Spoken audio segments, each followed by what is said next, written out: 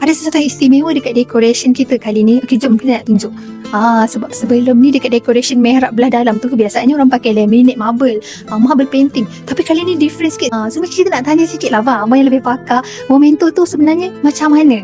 Cat Momento ni sebetulnya cat biasa je kan. Cuma kelebihan cat Momento ni nampak timbul. So maksudnya dia nampak lebih 3D. 3D macam tu. Dia macam bukan biasa-biasa punya cat dia, effect dia.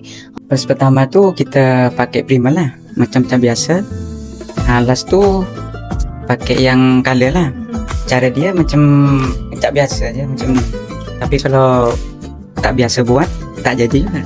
Jadi nampak timbul, nampak corak macam tu. Itulah dia yang kita panggil konsep apa tadi? Cat kali ni adalah Momento. So kita bawakan kepada anda sampai nak buat dekorasi masjid dan juga surau. Selain daripada marble, itu biasa, pattern modern lama yang dah biasa. Tapi kali ni kita nak nampak dia lebih estetik. Betul, kalau bagi saya nampak estetik lah. Okay, dan juga lebih 3D, nampak lebih real dan timbul. Inilah dia Cat Momento.